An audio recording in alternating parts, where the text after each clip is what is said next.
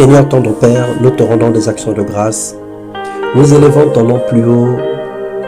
Nous glorifions ton nom parce que tu es bon. Merci Seigneur pour ton amour. Merci pour ta fidélité. Merci pour ta miséricorde. Merci Seigneur pour la grâce que tu nous accordes encore ce matin. D'être en ces lieux, d'être autour de ta parole, de partager ce pain quotidien. Que tout l'honneur, la gloire te reviennent dans le nom de Jésus.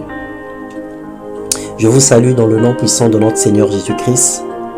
Merci d'être là connecté ce matin pour suivre avec moi encore la méditation de la parole de Dieu. Nous voulons partager sur le thème la crise de foi, rester fidèle à la vérité. Alors lorsque nous lisons dans Matthieu le chapitre 11, le verset 1 à 3, il est écrit: lorsque Jésus eut achevé de donner ses instructions à ses 12 disciples, il partit de là pour enseigner et prêcher dans les villes du pays. Jean, ayant entendu parler de sa prison, ayant entendu parler dans sa prison des œuvres du Christ, lui fit dire par ses disciples: es-tu celui qui doit venir ou devons-nous en attendre un autre? Bien-aimé, une crise de foi est une étape dans la marche chrétienne où un enfant de Dieu ne croit plus, sinon doute et ignore Dieu et sa parole. Il arrive que malgré tout ce que Dieu a fait dans nos vies, dans la vie des autres, tous les témoignages que nous connaissons, toutes les histoires que nous connaissons de la parole de Dieu, mais quand surviennent les tempêtes, les vents forts et contraires, nous oublions Dieu. Nous oublions ce qu'il a fait dans le passé. Nous l'accusons et nous le tenons responsable pour tout ce qui arrive dans nos vies.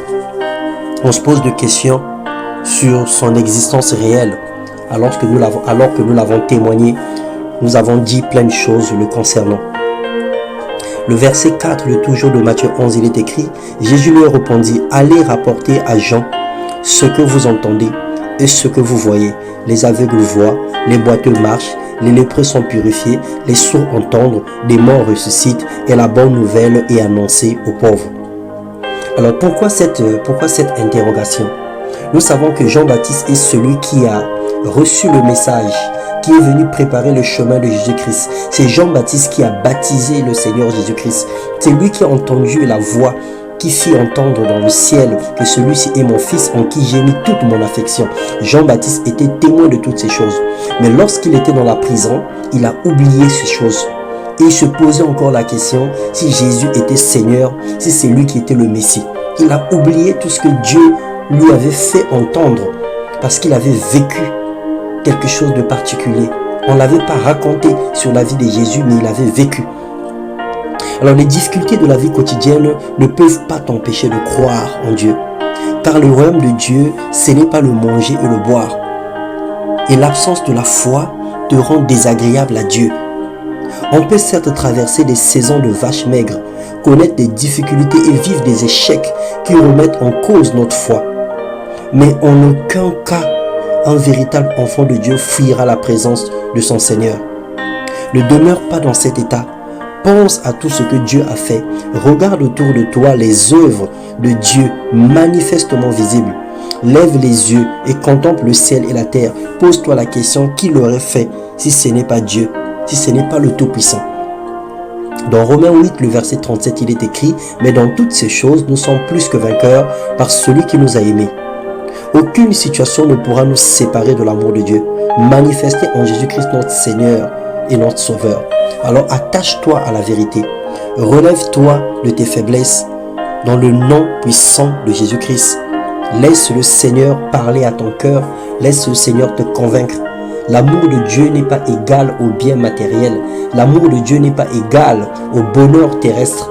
L'amour de Dieu est égal au pardon de péché, à la vie qu'il nous donne, à sa grâce manifestée pour nous, au sacrifice de la croix. Tu peux être pauvre et aller en enfer, comme tu peux être pauvre et aller au ciel. Tu peux être riche et aller en enfer, et comme tu peux être riche et aller au ciel. Donc le bonheur matériel et financier n'est en aucun cas le signe de la prospérité spirituelle, ni le signe de l'appartenance à Dieu. On est riche parce qu'on a sémé et parce qu'on a travaillé. On peut ne pas connaître Dieu et être riche Et comme on peut connaître Dieu et être pauvre, parce que la richesse, ça se travaille. Ça n'a rien de commun.